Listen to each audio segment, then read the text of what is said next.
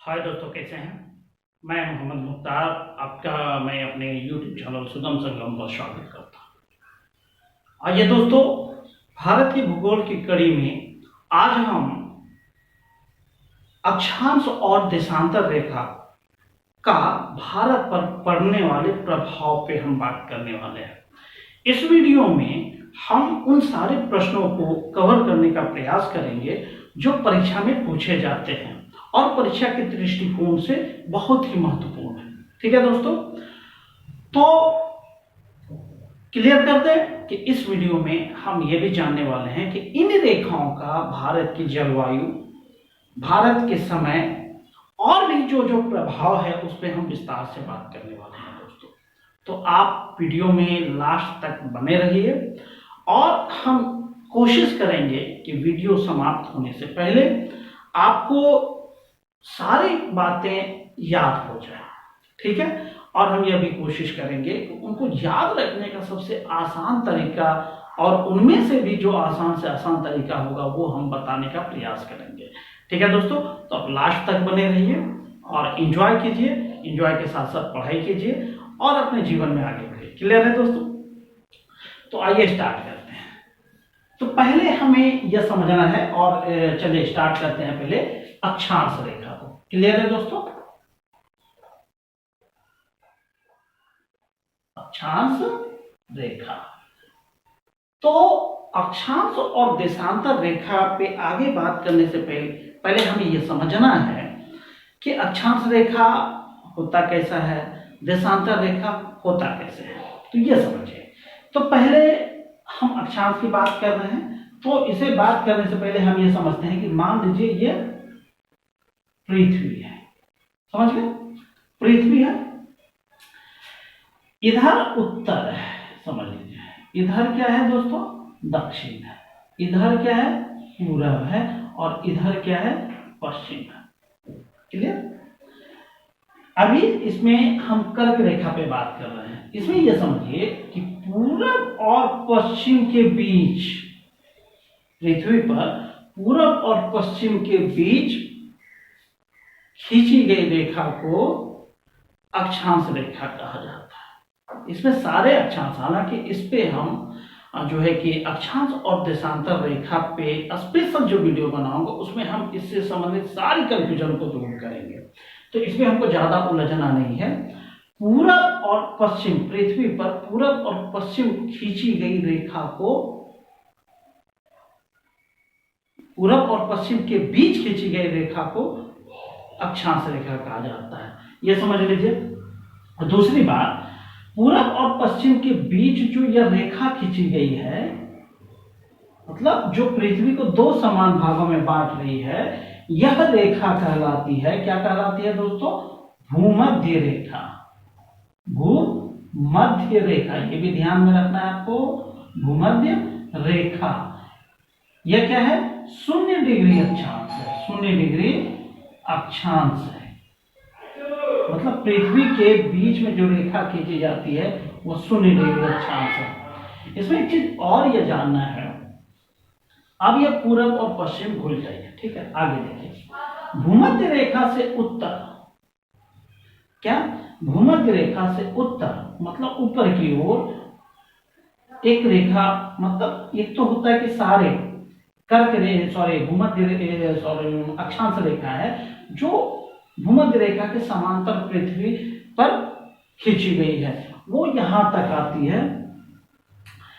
तो भूमध्य रेखा के समांतर 23.5 डिग्री है उत्तर और 23.5 डिग्री दक्षिण। पहले उत्तर और दक्षिण क्लियर हो गया। भूमध्य रेखा से उत्तर की ओर वो उत्तरी अक्षांश, भूमध्य रेखा से दक्षिण की ओर वो दक्षिणी अक्षांश। तो 23.5 डिग्री जो उत्तर खींची जाती है वो होती है कर्क रेखा, और 23.5 डिग्री दक्षिण जो खींची जाती है वो होती है मकर रेखा। अभी इतना ही दिमाग में रखना है, ध्यान में रखना है। और अब हम कर्क रेखा पे हम बात करेंगे। ठीक है, उस पे जो भारत के प्रसंग में क्या है, तो क्लियर हो गया कि पृथ्वी पर पूर्व और पश्चिम के बीच जो रेखा खींची जाती है वो अक्षांश रेखा है। तो वो चीजें भारत पे भी लागू होती है। इस तरफ और इस तरफ को मिलाने वाली रेखा वो अक्षांश रेखा होती है। तो अक्षांश रेखा क्या है भारत के संबंध में? पूर्व तथा पश्चिम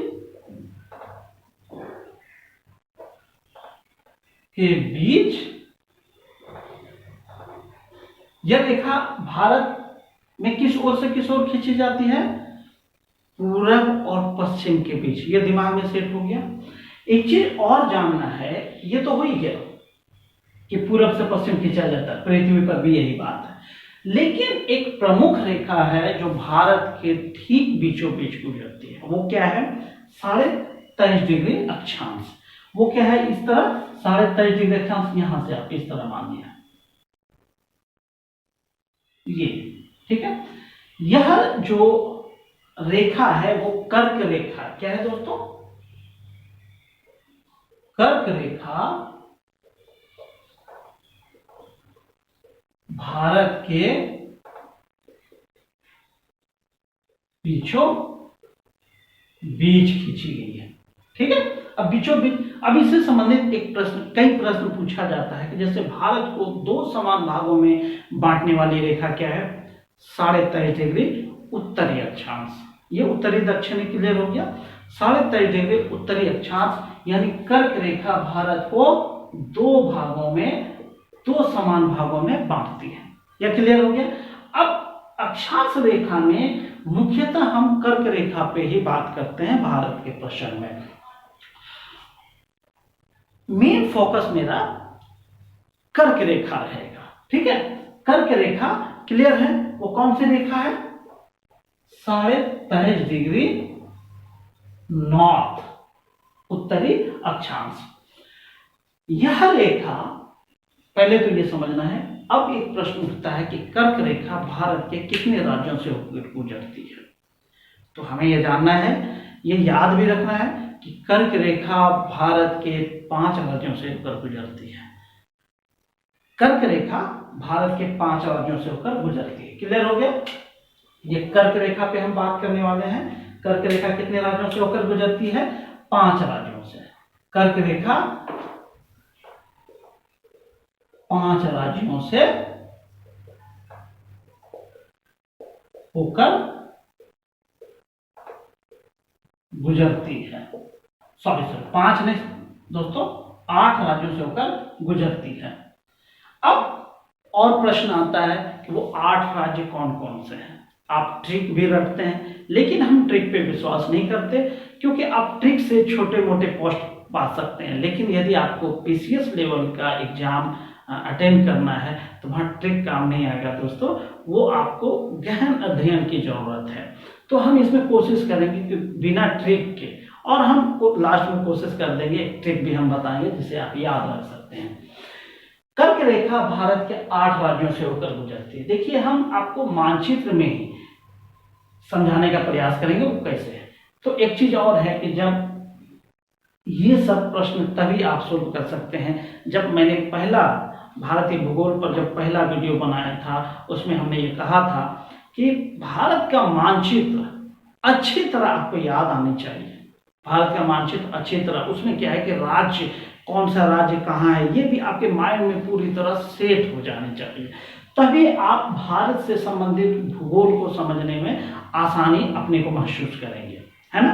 तो अब ये जानिए कि कर्क रेखा भारत के 8 राज्यों से होकर गुजरती है, और वो कौन कौन से राज्य है ये भी हम देखने का प्रयास करेंगे। देखिए, ये वाला क्वेश्चन क्या है, हम जानते हैं क्या है ये क्या है, पहला तो समझ गए, गुजरात है। 8 राज्य कौन कौन सा है, अब ये समझते हैं। पहला क्या हो गया, गुजरात। अब देखिए आगे,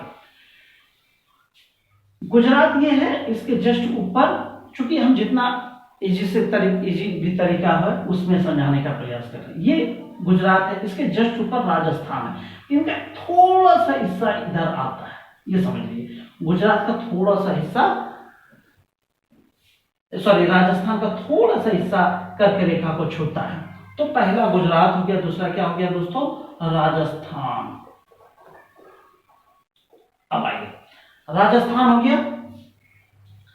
आप जानते हैं कि भारत के लगभग बीच में एक राज्य गुजरती है, बीच में, ये याद रख लीजिए, बीच, भारत के एकदम बीच में कौन सा राज्य है, मध्य प्रदेश। तो क्या हो गया, मध्य प्रदेश, ठीक है। मध्य प्रदेश के जस्ट बगल में एक और राज्य है, समझ लीजिए, वो कौन सा है राज्य है मध्य प्रदेश के जस्ट बगल में। कभी मध्य प्रदेश और छत्तीसगढ़ एक राज्य हुआ करता था, लेकिन उसे अलग अलग कर दिया गया। वो पॉलिटी का प्रश्न है, वो पॉलिटी में हम क्लियर करेंगे। अभी यहाँ पे हम कर्क रेखा पे बात कर रहे हैं। मध्य प्रदेश के बाद क्या आता है दोस्तों, छत्तीसगढ़, क्लियर है। छत्तीसगढ़ के बाद आप देखेंगे कि ये वाला हिस्सा बिहार है। पहले क्या होता था, बिहार आता था, लेकिन बिहार और झारखंड को बांट दिया गया, अलग अलग कर दिया गया, क्लियर है, समझ लीजिए। तो पहले बिहार आता था, लेकिन अब बिहार नहीं आएगा, क्या आएगा, झारखंड आएगा, झारखंड। उसके बाद क्या है दोस्तों, झारखंड के बाद ये लास्ट वाला हिस्सा जो आप देख रहे हैं वो क्या है, पश्चिम बंगाल का, पश्चिम बंगाल। और आगे बढ़िए, ये वाला हिस्सा क्या है, छोटा सा जो हिस्सा है, ये भी एक राज्य है, और वो क्या है राज्य दोस्तों, त्रिपुरा। और एक हो गया ये वाला हिस्सा जो आप देख रहे हैं, ये वाला हिस्सा क्या हो गया, मिजोरम। तो ये आप देखिए, इसमें 8 राज्य हो जा रहा है, क्योंकि आप ट्रिक कितना रटेंगे, ट्रिक रटते रटते आप भूल जाएंगे। लेकिन यदि मानचित्र आपके माइंड में पूरी तरह सेट है तो आपको कोई नहीं डिगा सकता। और हम बार बार कह रहे हैं कि ट्रिक से आप छोटे मोटे एग्जाम निकाल सकते हैं, लेकिन यदि आपको पीसीएस लेवल का या फिर हायर पोस्ट के लिए आपको अगर एग्जाम देना है तो उसके लिए ट्रिक नहीं, आपका गहन अध्ययन काम आता है। तो ये तो हमने पहले देख लिया कि कर्क रेखा भारत के 8 राज्यों से होकर गुजरती है। वो कौन कौन सा राज्य है हमने देख लिया, 8 राज्य। अब इससे संबंधित एक और प्रश्न पूछा जाता है कि एकमात्र राजधानी से गुजरने वाला कर्क रेखा, कर्क रेखा भारत के एक राज्य के एकमात्र राजधानी से गुजरता है, वो सिर्फ एक ही राज्य का, और वो कौन सा राज्य है, झारखंड है। कर्क रेखा भारत के रांची से होकर गुजरती है, क्लियर है।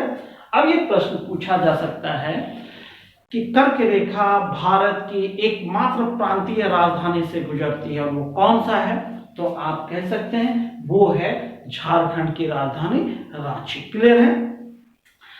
अब ये समझने का प्रयास करते हैं कि इनको हम याद कैसे रखें। पहले तो ये तरीका हमने बताया कि यही तरीका है जिससे आप माइंड में सेट कर सकते हैं। इसके अलावा हम चलिए इसको एक ट्रिक के द्वारा, सूत्र के द्वारा हम समझने का प्रयास करते हैं। इसके लिए एक फेमस सूत्र है दोस्तों, वो ये है, मित्र पर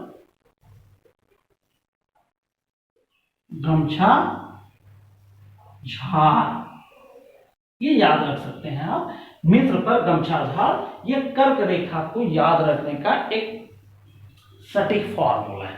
अब आइए देखते हैं इसका, हम 8 राज्य इससे हम निकालने का प्रयास करेंगे, वो हम सिर्फ बताएंगे, आप इनमें से लिख लेंगे। मित्र है, मी से मिजोरम, आप देख रहे हैं, मी से मिजोरम ये हो गया, त्र से त्रिपुरा हो गया, देख रहे हैं। मित्र पर, प से पश्चिम बंगाल, क्लियर है। रा से राजस्थान, मित्र पर क्लियर हो गया। गमछा, ग से गुजरात, मा से मध्य प्रदेश, छा से छत्तीसगढ़, क्लियर। झा से झारखंड, रा से हो गया। 8 राज्य इसमें मिल गया दोस्तों, 1 2 3 4 5 6 7 8। तो र साइलेंट हो जाएगा। क्लियर दोस्तों, ये र क्या होगा, साइलेंट हो जाएगा। इस तरह इस सूत्र से भी आप कर्क रेखा को याद रख सकते हैं।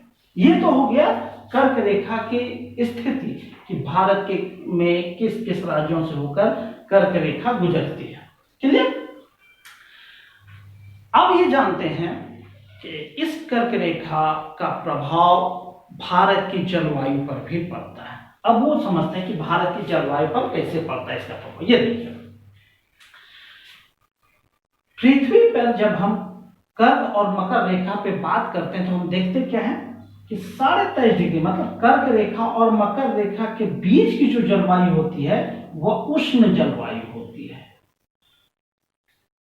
कर्क रेखा और मकर रेखा के बीच की जलवायु कैसी होती है, उष्ण जलवायु होती है। कर्क रेखा या मकर रेखा, पहले कर्क रेखा पढ़ते हैं। कर्क रेखा से उत्तर की ओर जब जाते हैं तो वह उष्ण या शीतोष्ण जलवायु पाई जाती है। इतना आप समझिए। इसके ऊपर क्या होती है, उपोष्ण जलवायु पाई जाती है। ये समझ लीजिए। इससे उत्तर जब हम जाते हैं तो उपोष्ण जलवायु पाई जाती है। अब इतना ही हमको याद रखना है। क्लियर है। अब ये समझिए, कर्क रेखा भारत के ठीक बीचों बीच जा रही है। ये ठीक है, कर्क रेखा बीच में है। कर्क रेखा से नीचे की जलवायु कैसी होगी, इस तस्वीर को आप देखिए और उसमें समझने का प्रयास कीजिए। कर्क रेखा से नीचे की जलवायु वो कैसी हो जाएगी, उष्ण जलवायु। और कर्क रेखा से जब उत्तर जाते हैं वो कैसी हो जाएगी, उपोष्ण जलवायु हो जाएगी। क्लियर है। अब आइए देखते हैं जलवायु, भारत की जलवायु। अब इसका प्रभाव, कर्क रेखा का प्रभाव भारत की जलवायु पर भी पड़ता है। वो कैसे पड़ता है, कर्क रेखा से उत्तर, मान लीजिए ये कर्क रेखा है। क्लियर है। कर्क रेखा से उत्तर भारत की जलवायु कैसी हो जाती है, उपोष्ण। ठीक है। और कर्क रेखा से जो है कि दक्षिण वो कैसी जलवायु हो जाती है, उष्ण, उष्ण जलवायु। क्लियर। अब इस चीज को देखिए, ये समझिए, तो जाहिर सी बात है कर्क रेखा से नीचे भारत के जो भी राज्य होंगे तो वहां की जलवायु कैसी हो जाएगी, उष्ण जलवायु हो जाएगी। और कर्क रेखा से उत्तर जो भी राज्य स्थित होंगे वहां की जलवायु कैसी हो जाएगी, उपोष्ण जलवायु हो जाएगी। उसको कई बार उष्ण उपोष्ण जलवायु कहा जाता है। तो अब ये समझिए, भूमध्य रेखा एकदम नीचे है। मान लीजिए ये भारत है, भारत के एकदम नीचे मुख्य भूमि यहाँ है। मुख्य भूमि और भूमध्य रेखा के बीच की दूरी दोस्तों 876 किलोमीटर है। ये हम भारत का सामान्य परिचय में हम बता चुके थे। भारत के मुख्य भूमि और भूमध्य रेखा के बीच की दूरी 876 किलोमीटर है। तो आपसे यह प्रश्न पूछा जाएगा कि भूमध्य रेखा के सर्वाधिक निकट भारत का कौन सा एरिया आता है। तो आप जान रहे हैं कि भारत का दक्षिणी नोक कुमारी अंतरिक्ष, कन्याकुमारी या केप केमोरिन कहा जाता है। ये समझ रहे हैं। और अगर राज्य पूछा जाए कि भूमध्य रेखा का निकटतम भारत का राज्य कौन सा होगा, तो भारत का राज्य हो जाता है दोस्तों, ये हो गया केरल और ये हो गया तमिलनाडु। केरल और तमिलनाडु भूमध्य रेखा के करीबी राज्य। अब ये समझिए जलवायु पे हम आते हैं। तो कर्क रेखा से नीचे और भूमध्य रेखा के निकट या भूमध्य रेखा की ओर जो भी जितना बढ़ता जाएगा वहां की जलवायु उतनी ज्यादा गर्म होती जाएगी। क्लियर है। भूमध्य रेखा से नीचे, फिर से समझिए, ये भूमध्य रेखा से नीचे मतलब दक्षिण की ओर, सॉरी भूमध्य नहीं, कर्क रेखा से नीचे दक्षिण की ओर भूमध्य रेखा की तरफ अगर हम जैसे जैसे बढ़ेंगे जलवायु उतनी गर्म होती जाएगी। इसका असर क्या पड़ेगा कि भूमध्य रेखा की ओर जैसे जैसे हम आगे बढ़ते हैं तापमान गर्म होता जाता है, ज्यादा गर्म का हम अनुभव करते हैं। तो इस वजह से क्या होता है कि भारत का सबसे गर्म राज्य हो जाता है। सबसे गर्म राज्य क्या हो जाता है, केरल। और क्या हो जाता है, तमिलनाडु। केरल और तमिलनाडु हो जाता है सबसे गर्म। और क्या होता है, उपोष्ण। कर्क रेखा से उत्तर की ओर जैसे जैसे हम बढ़ते हैं तो जलवायु जो है वो ठंडी होती जा रही है, ठंडी होती जाती है, शीतल या शीत कह सकते हैं। तो हम जानते क्या है, हम जानते कि ये ध्रुव है, यहाँ पे सबसे ज्यादा ठंडी पड़ती है, और ये भी दक्षिणी ध्रुव है, यहाँ भी सबसे ज्यादा ठंडी पड़ती है। तो आप जब जो है कि विश्व का मानचित्र पढ़ते हैं तो उसमें पाते क्या है कि ये यहाँ पे एक महाद्वीप है, आप जान रहे हैं अंटार्कटिका महाद्वीप, और ये भी एरिया एकदम बर्फीली एरिया है। तो अब आप आइए भारत की ओर। ये कर्क रेखा, कर्क रेखा से उत्तर की ओर हम जैसे बढ़ेंगे, आप जानते हैं कि ये वाला एरिया अपना जो है बर्फीली एरिया। अब क्यों है वो आप समझ रहे हैं, कर्क रेखा से दूरी की वजह से, या फिर आप भूमध्य रेखा से जैसे जैसे आप दूर बढ़ते जाते हैं जलवायु में परिवर्तन होता जाता है और वो धीरे धीरे ठंडी होती जाती है। तो इसलिए भारत का सबसे ठंडा राज्य क्या हो जाता है, लेह, या फिर कह दीजिए कश्मीर। लेह, वहां पे अब 2 केंद्र शासित प्रदेश हो गया, जम्मू कश्मीर और लद्दाख। क्लियर। अब आपसे फिर प्रश्न पूछा जाए कि भारत की जलवायु पे कर्क रेखा का क्या प्रभाव है। कर्क रेखा से दक्षिण भारत की जलवायु उष्ण जलवायु है, और कर्क रेखा से उत्तर भारत की जलवायु उपोष्ण जलवायु है। इससे संबंधित एक और प्रश्न पूछा जाएगा कि भारत का सबसे गर्म राज्य कौन सा है, तो आप बताएंगे केरल और तमिलनाडु। भारत का सबसे ठंडा राज्य कौन सा है, वो हो गया लद्दाख और जम्मू कश्मीर। क्लियर है, ये चीज आपका क्लियर हो गया। अब देखते हैं कि अक्षांश रेखा या कर्क रेखा का भारत के समय पर भी असर पड़ता है। अब ये देखिए, चूंकि पृथ्वी पश्चिम से पूर्व की ओर घूम रही है, तो इस वजह से क्या होता है, समझ लीजिए कि इस वाले एरिया में वो, हालांकि हम देशांतर पे बात करेंगे, आप यहां समझ लीजिए कर्क रेखा में जो है सबसे बड़े दिन, चूंकि पृथ्वी पर हमेशा एक समान दिन नहीं होता, कभी छोटा दिन होता है, कभी बड़ा दिन होता है, तो उसीलिए केरल और तमिलनाडु में सबसे बड़ा दिन और सबसे छोटा दिन में अंतर कितने का होता है। तो जब केरल में सबसे बड़ा दिन, ये समझ लीजिए, सबसे बड़ा दिन और सबसे छोटा दिन में अंतर जो है वो 45 मिनट का होता है। ये भी प्रश्न पूछा जाएगा कि सबसे बड़ा दिन और सबसे छोटा दिन में सबसे न्यूनतम अंतर कहाँ होता है भारत में, तो वो क्या जवाब होगा अपना, केरल और तमिलनाडु कह सकते हैं। उससे पहले आप केरल बोल दीजिए। तो केरल में समय में न्यूनतम अंतर होता है 45 मिनट का। वही जब आप उत्तर की ओर बढ़ते हैं, लद्दाख और जम्मू कश्मीर की ओर बढ़ते हैं, तो वहां पर सबसे छोटे दिन और सबसे बड़े दिन में अंतर 5 घंटे का हो जाता है। तो यह प्रश्न क्लियर हो गया कि भारत में सबसे बड़े दिन और सबसे छोटे दिन के समय में अंतर सर्वाधिक कहां होता है, तो कहां होता है, जम्मू कश्मीर और लद्दाख में। तो हालांकि जम्मू कश्मीर अब पीछे रह जाएगा, लद्दाख हो जाएगा। तो इस तरह आपने देखा दोस्तों कि अक्षांश रेखा का भारत पर क्या प्रभाव पड़ता है। एक बार फिर से इसका रिपीट कर देते हैं कि अक्षांश रेखा भारत के पूर्व से पश्चिम की ओर खींची गई है। जो अक्षांश भारत को 2 समान भागों में बांटती है उसे हम कर्क रेखा कहते हैं। कर्क रेखा भारत के 8 राज्यों से होकर गुजरती है। कौन कौन सा राज्य है वो आप जान रहे हैं, फिर से आप रिपीट कीजिए। गुजरात, राजस्थान, मध्य प्रदेश, छत्तीसगढ़, पश्चिम बंगाल, त्रिपुरा और मिजोरम। एक चीज और जान लीजिए कि कर्क रेखा पर स्थित भारत का सबसे बड़ा राज्य, कर्क रेखा पर, ये क्षेत्रफल की बात हो रही है, कर्क रेखा पर स्थित भारत का सबसे बड़ा राज्य क्षेत्रफल की दृष्टि से वो राजस्थान होगा। राजस्थान ऐसे भी सबसे बड़ा है तो राजस्थान होगा।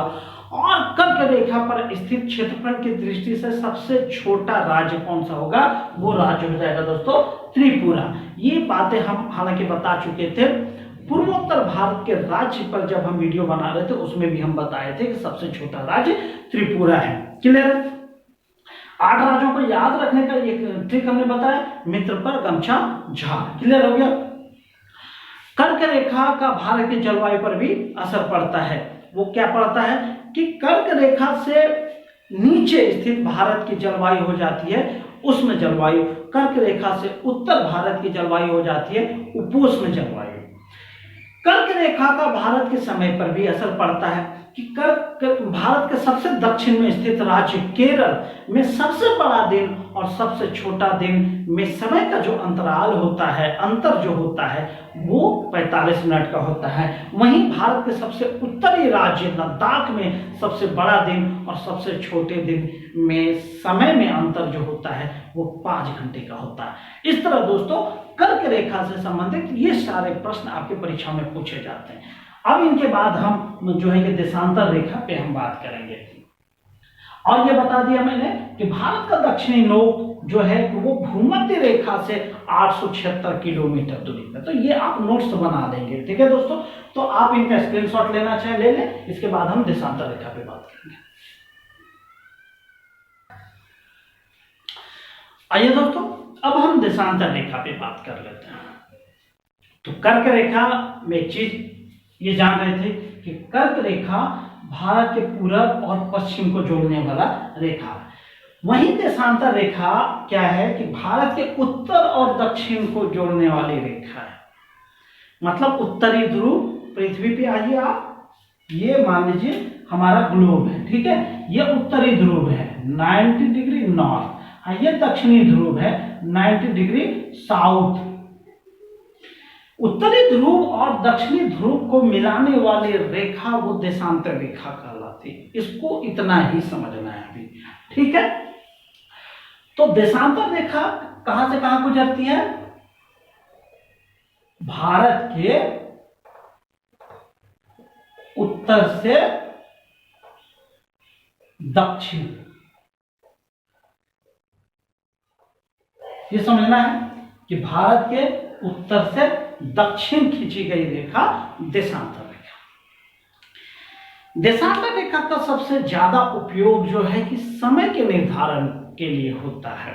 क्लियर है? आज जो घड़ी है, घड़ी जिसे कहते हैं, उस पे जो समय होता है हर देश के समय जोन के हिसाब से होता है और वो निर्धारित होता है देशांतर से। और इस क्रम में सबसे बड़ा ध्यान ये रखा जाता है कि वो देशांतर रेखा जो समय जोन निर्धारित करेगा जिस देश का, वो उस देश के करीब करीब बीच से गुजरने वाली रेखा होनी चाहिए। तो अब ये जानिए कि देशांतर रेखा जो है तो उस हिसाब से 0 डिग्री देशांतर जो है, 0 डिग्री देशांतर क्या है? ग्रीनविच मीन टाइम कह सकते हैं, प्रधान मध्याह्न रेखा। 0 डिग्री देशांतर को क्या कहा जाता है? प्रधान मध्याह्न रेखा कहा जाता है।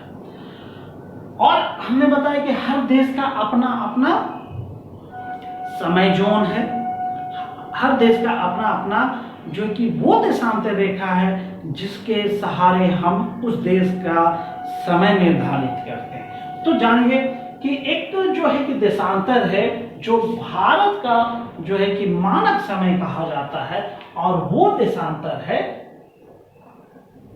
82.5 डिग्री पूर्वी देशांतर। वो क्या है? भारत का मानक समय। ये क्या कहा जाता है? भारत का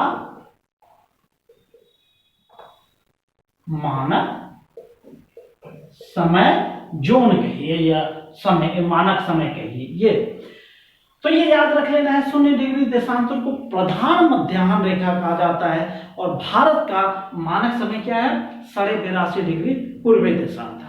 अब प्रश्न उठ सकता है ये पूर्वी देशांतर क्या है? हालांकि ये हम देशांतर वाले चैप्टर में बताएंगे, लेकिन इतना समझ लीजिए, जैसे ये देशांतर रेखा है, ठीक है, ये समझ लीजिए। अब इधर तो पूरब है, इधर पश्चिम है, ये इतना सा समझ लीजिए। ये भूमध्य रेखा से पूरब,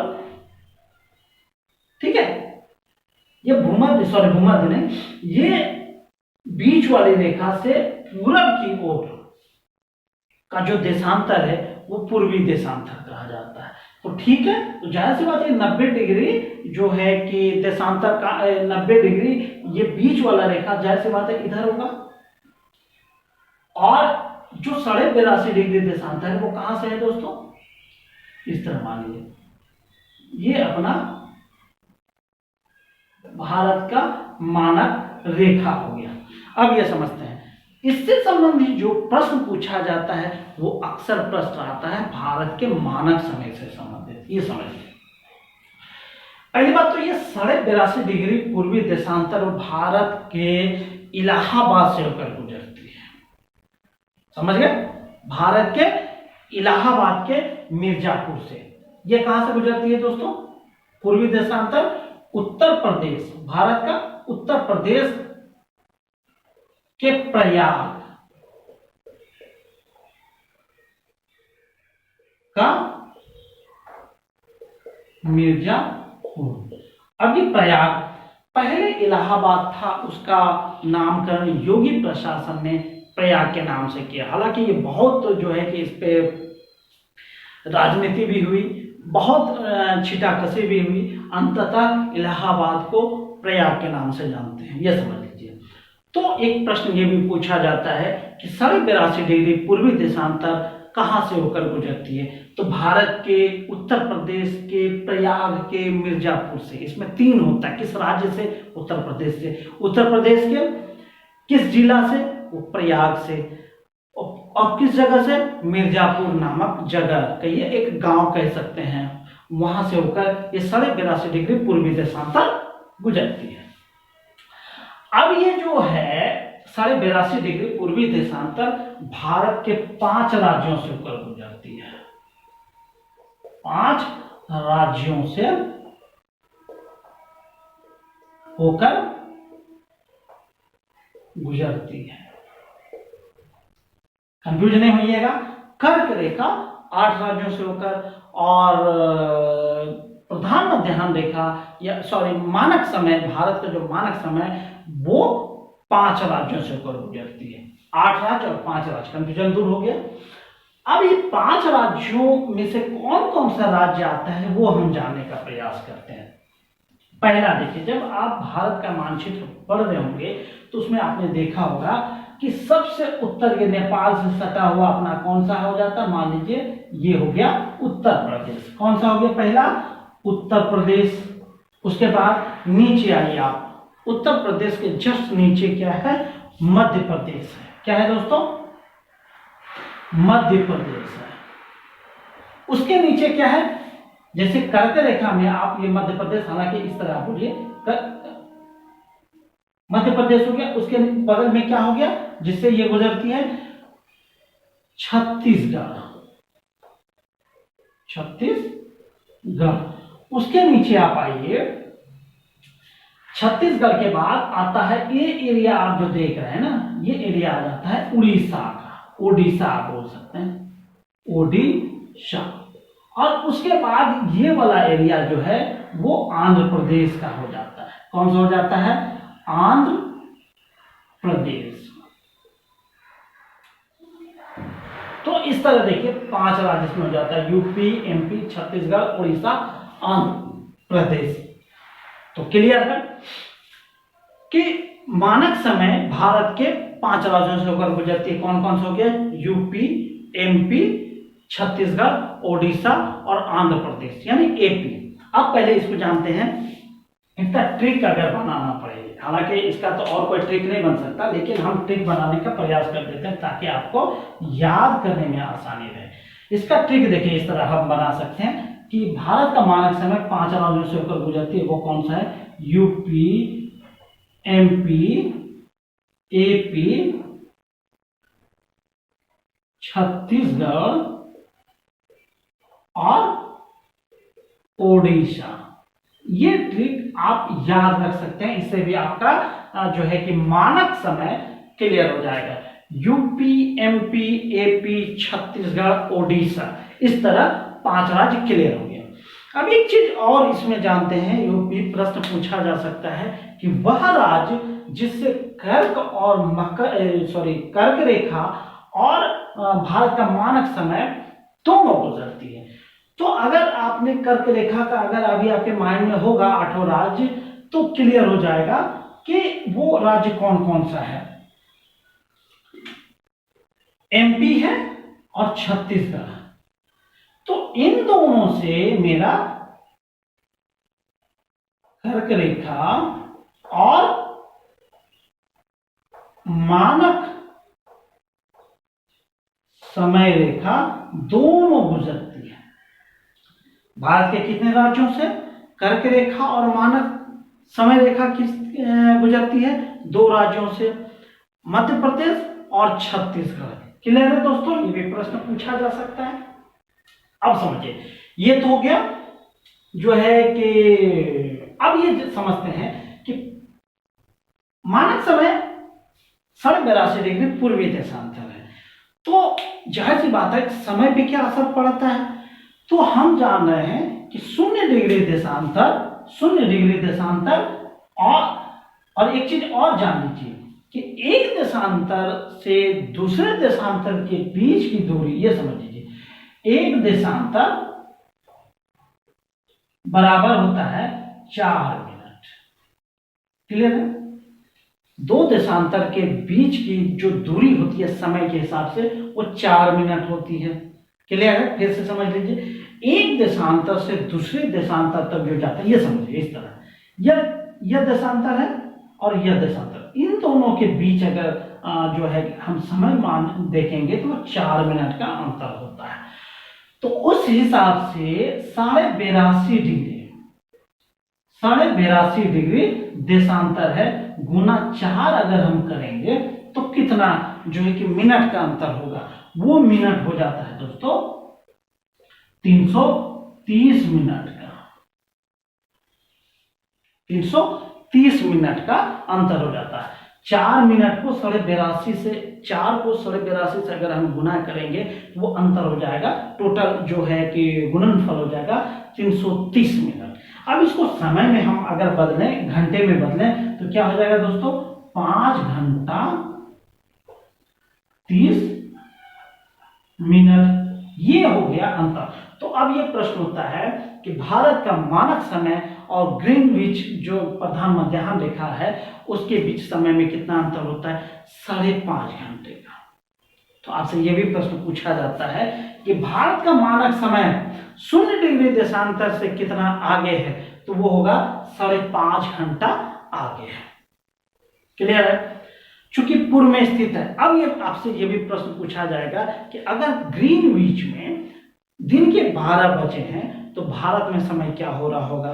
तो भारत में समय चूंकि 5.5 घंटा आगे हो जा रहा है, तो भारत में समय 5:30 शाम बज रहे होंगे। क्लियर है? ये भी प्रश्न पूछा जाता है कि दिन के यदि 12 बजे हैं ग्रीनविच में, तो भारत में क्या समय होगा? भारत में समय हो जाएगा 5:30 बजे शाम। ये प्रश्न भी पूछा गया है। अब आइए, तो इस वजह से ये अंतर हो गया, देशांतर का भारत के समय पे अंतर हो गया। अब एक चीज और देखते हैं। आइए, भारत पश्चिम से पूरब की ओर घूम रही है, तो आप बताइए कि भारत के किस हिस्से में सबसे पहले सुबह होगी?